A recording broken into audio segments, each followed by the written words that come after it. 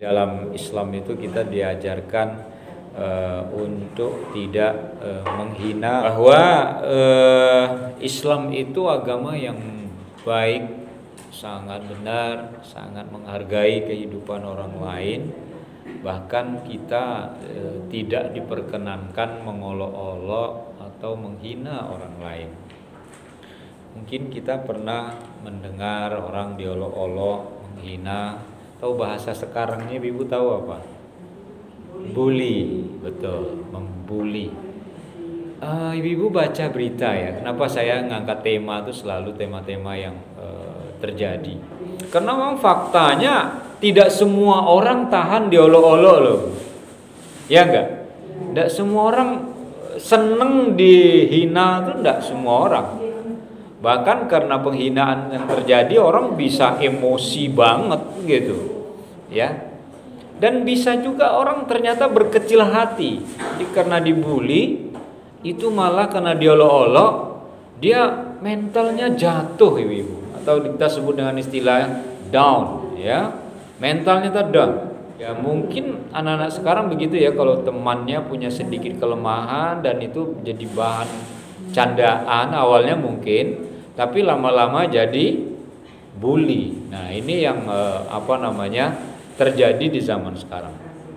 Makanya sekolah-sekolah itu khususnya anak-anak yang mulai SD, SMP, SMA itu sangat rawan ya tindakan-tindakan bully. Dan orang tua itu sering mengingatkan sekolah untuk mengawasi anak-anaknya jangan sampai terjadi praktek bully itu. Nah makanya saya ingin membahas jangan menghina, mengolok-olok, dalam kurung jangan membuli. Dalam surat Al-Hujurat ayat 11 ya, Allah berfirman ya, Bismillahirrahmanirrahim. Ya ayyuhalladzina amanu la yaskhar qaumun min qaumin asa ayyakunu khairam minhum wala nisa'um min nisa'in asa ayyakunna khairan minhun. Coba kita dengar terjemahannya Ibu, bisa nanti dalam Al-Quran di rumah atau di sini. Wahai orang-orang yang beriman, kata Allah, janganlah suatu kelompok mencela kelompok yang lain, karena boleh jadi mereka yang dicela, yang dihina lebih baik dari mereka yang mencela. Nah, dalam ayat ini memang disebut kelompok, karena biasanya kalau kelompok itu kelompok agama ya, agama Islam misalnya dihina oleh agama lain, agama ini dihina oleh agama itu. Akan sering terjadi itu.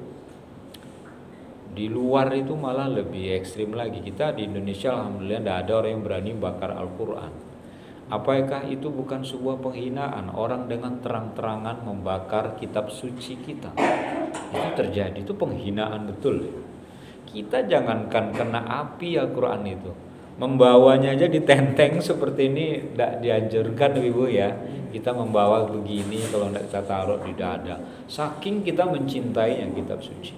Kalau di rumah kita taruh di rak, nah itu seperti itu. Atau enggak kita taruh di atas seperti ini. Enggak boleh kita taruh sembarangan di lantai di mana kaki kita sejajar dengan kitab suci itu. Ada adabnya.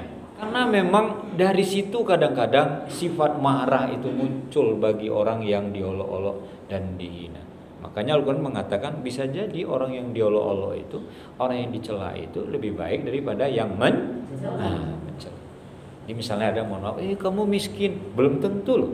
Orang sekarang tampilannya miskin ya, tapi depositonya banyak gitu kan. Penampilan itu sederhana, banyak cara seperti itu. Ya, sering kita lihat itu ada orang miskin kelihatannya masuk ke toko, jangan masuk di sini gitu. Kemudian begitu mau bayar duitnya ternyata banyak.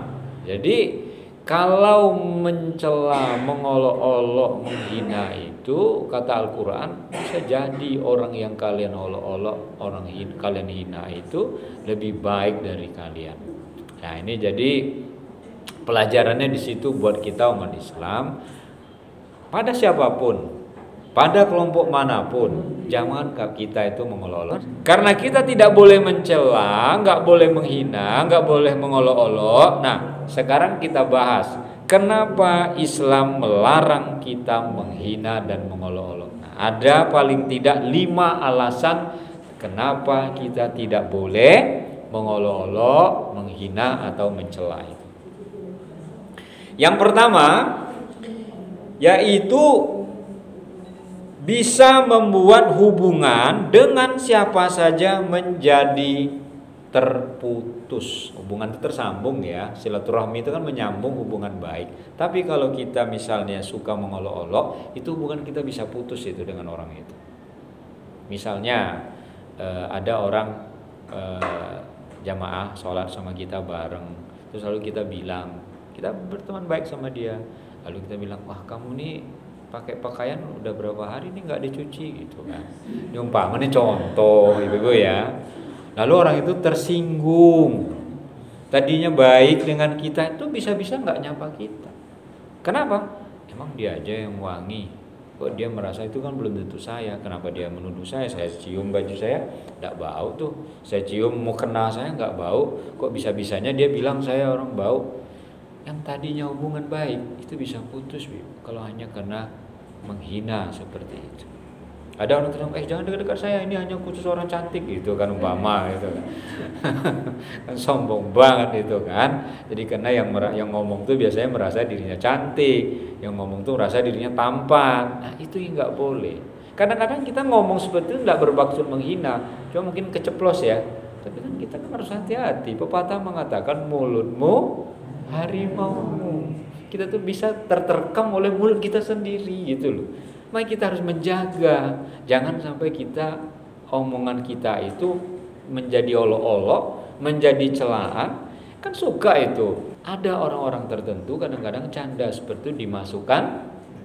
Nah, jadi Islam mengajarkan supaya kita orang Betawi, mau kita orang Sumatera, mau orang Jawa, Sulawesi, Kalimantan, jaga mulut kita itu. Kenapa? Karena kalau kita bicara seenaknya kita itu teman saja bisa putus kok hubungan kita kok, ya kan? Teman, jangan-jangan keluarga, hubungan keluarga bisa. Jangan dekat-dekat keluarga ini keluarga kaya kamu, keluarga miskin, kalau kita punya hubungan darah. Ada kok orang seperti itu, ya merasa dia tidak hubungan darah karena yang satu kaya, yang satu miskin. Walaupun kita jangan sampailah ada terjadi yang seperti itu. Itu yang pertama ibu nggih.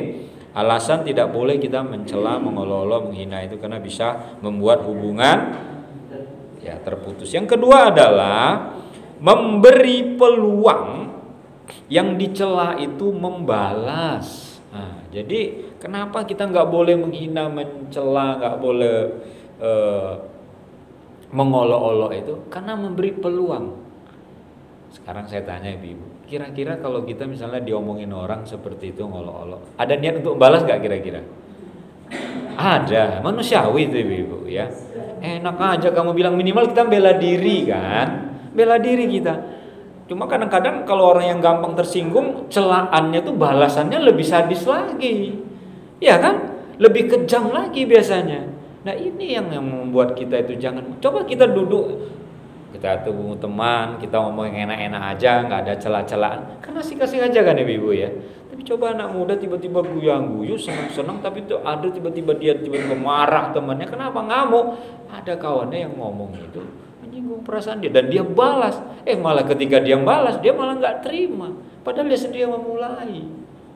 Ini yang kadang-kadang sering terjadi, menghina orang, begitu orang yang dihina membalas, dia malah marah. Tapi itu sifat manusia loh ibu. Artinya kalau kita menemukan orang seperti itu, artinya memang ada orang seperti itu. Jarang orang tuh kalau dihina diem aja tuh jarang ya. Ada orang diolok itu, silakan olok saya gitu kan. Itu jarang gitu. Ya. Betul ya. Makanya saya ingin memberikan contoh sederhana. Jadilah kita itu bawang merah. Ya.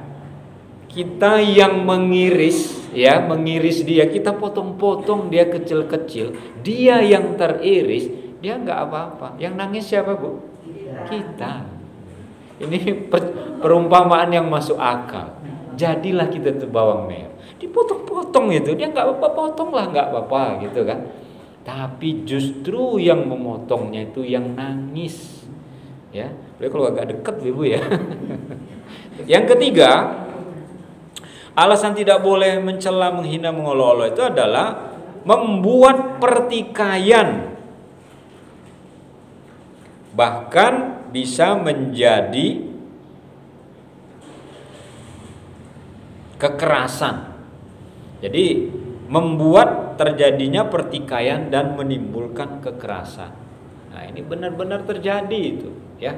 Ada orang, mohon maaf Ibu ya, ini istilah saja ya, saya videokan. Ada orang naruh jari tengahnya ke orang lain. Itu bisa berkelahi enggak? Bisa. Kan sederhana ya. Dia cuma mengacungkan jari tengahnya ini. Jadi jangan senang ya kita digituin orang. Itu penghinaan, Bu. Iya, penghinaan. Jadi seperti itu. Kalau gini udah diginiin aja. Nah, itu apa itu? Iya, dipateni gitu. Coba. Iya. Nah, yang bagus tuh gini. Jadi jempol nih kalau gini ternyata bahaya loh. Jadi kita hati-hati dengan jempol. Jempol harus begini. Makanya kita di tradisi Jawa kan bagus sakecaken gitu ya.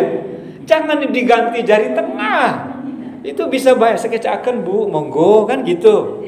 Ya, karena jempol itu kan bagus. Nah, kita kadang-kadang itu kalau misalnya kita mencela orang, merendahkan orang, mengolok-olok orang dengan jari tengah ini, saya tidak mau mempraktekkan ya, itu bisa menimbulkan bahaya Ibu. Ya. Jadi ada kadang-kadang anak kecil kan nggak ngerti ya, dia sama teman-temannya ngomong melakukan seperti temannya itu ngerti, dikiranya cuma canda-candaan. Yang ngerti itu, oh dia meremehkan saya jadi perkelahian dan tidak berakhir dan saling berakhir misalnya dengan babak belur itu biasanya anak-anak yang seperti itu. Akibat apa ya Ibu? Karena yaitu tadi mengolok-olok itu bisa membuat pertikaian dan perselisihan. Keempat adalah Islami, agama yang mengajarkan saling menghormati. Kenapa kita nggak boleh mencela, nggak boleh menghina? Karena Islam mengajarkan saling menghormati. Ya, masuk ke rumah orang, baik orang itu kenal kita sama orang atau tidak, kita mengucapkan salam. Udkhuluha bisalamin aminin. Masuklah kalian ke rumah orang dengan mengucapkan salam. Boleh nggak Pak Taufik mengucapkannya kulunun? Boleh, itu salamnya Jawa gitu ya. Selamat siang, ada orang ndak? Boleh. Kalau assalamualaikum itu kan artinya kan selamat atas Anda. Baru dia menjadi doa itu ketika komplit bacanya Ibu. Assalamualaikum warahmatullahi wabarakatuh gitu kan. Tapi kan kita kan biasanya enggak seperti itu kan. Assalamualaikum gitu kan. Boleh. Kita orang Islam tentu kita lebih senang dengan mengucapkan salam. Itu lebih baik. Ya, makanya kita kalau ketemu teman kita, saking kita menghormati teman kita itu, saya titip salam ya. Karena salam itu yang kita titip adalah doa keselamatan. Kan bagus itu kan.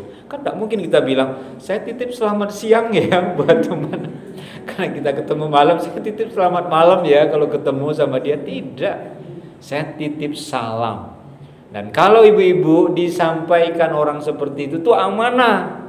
Kalau ketemu sama orang itu harus disampaikan. Mas, Pak, Bu, Dek, kamu dapat salam dari bapak ini, katanya temanmu, kan gitu kan? Gitu. Sekarang kan sejak medsos itu kan paling sering ya, Ibu. Misalnya Ibu punya teman, oh Ibu kenal dengan itu, iya, oh itu tetangga saya. Lalu si yang teman ngobrol itu foto kan? Foto dia ceklek, selfie berdua gitu. Besok ketemu dengan kita. Ini benar ya temannya Ibu. Saya kemarin ketemu. Oh iya gitu kan. Oh iya orang ini kemarin kirim salam kepada Ibu. Ya kan? Sering kita seperti itu. Saya tiba-tiba dapat foto. Pak Taufik dapat salam dari siapa? namanya ini, waduh saya lupa ya, mungkin jamaah pengajian, iya. Tapi begitu dia tunjukkan fotonya, saya tahu. Saya nggak tahu kan nama-nama ibu-ibu di sini kan. Tapi kalau ada foto ibu, oh ini jamaah teman saya ini. Saya bisa tahu dari situ. Titip salam ya buat teman saya. Kan begitu akhirnya. Dan kalau kita dititip salam itu, jangan bilang, nitip kok salam, nitip kok duit gitu. Nggak gitu ya. Salam itu adalah doa. Nah, Islam kenapa melarang kita mengolok-olok, menghina dan mencaci maki orang itu? Karena Islam mengajarkan kita itu untuk menghormati orang lain, bahkan kita tuh memuji orang lain. Ya. Jadi kalau ibu-ibu misalnya masakan ibu-ibu dimasak oleh ibu dengan penuh kesungguhan, lalu bapak mungkin makannya sedikit gitu kan. Tapi kalau bapak yang baik, dia akan bilang enak pak, enak gitu kan. Itu sebenarnya cara bapak memuji ibu-ibu.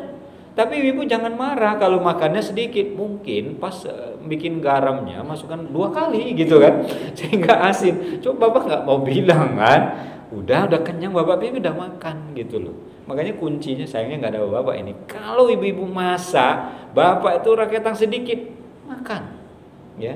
Ibu kalau udah masak, udah nunggu bapak datang, taunya dah tidur dulu, nggak makan, udah kenyang. Gimana perasaan ibu? Udah enak kan?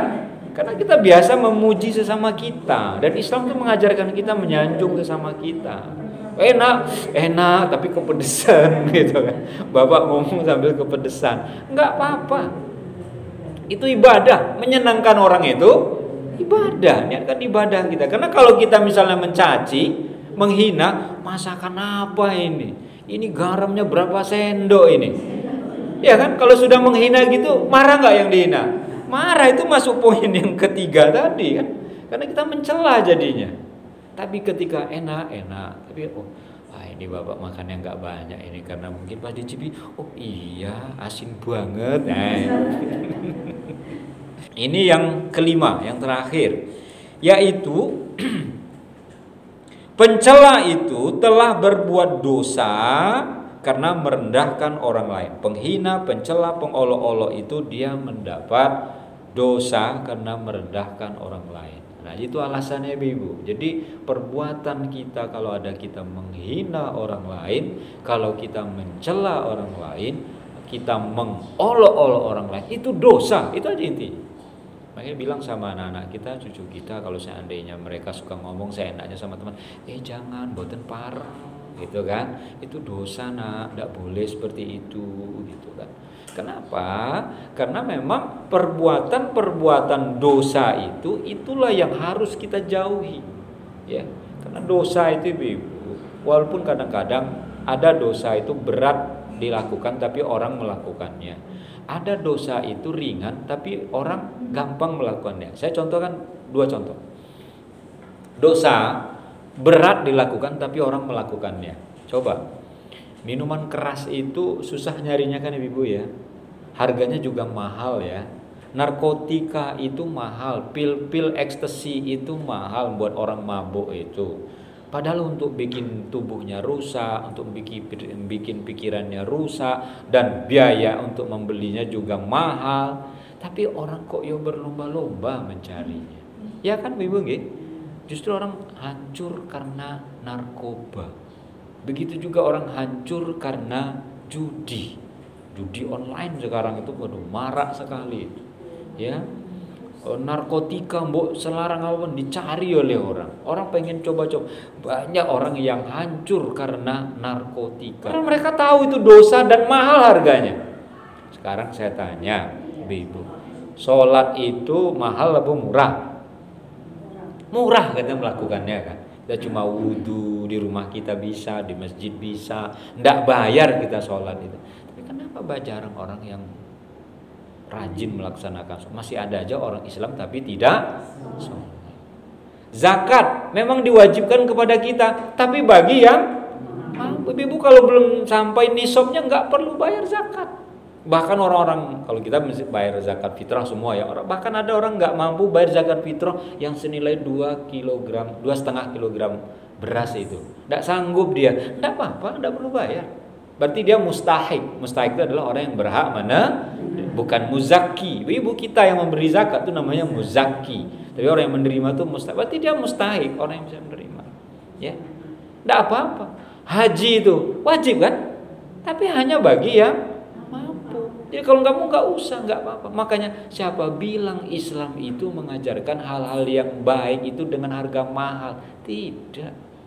Berinfak gitu, oh kamu harus berinfak 10 sak semen. Wong kita mampunya cuma 1 sak, ya 1 sak semen aja. Tidak ada paksaan. Tidak akan dihukum kita karena itu cuma infak dan sodako. Tapi orang untuk berbuat zina saja harus membayar sekian ratus juta. Makanya kenapa Islam itu mengajarkan kita menghindari dosa? Karena dosa itu akan merusak diri kita. Kurang lebih mohon maaf. Assalamualaikum warahmatullahi wabarakatuh.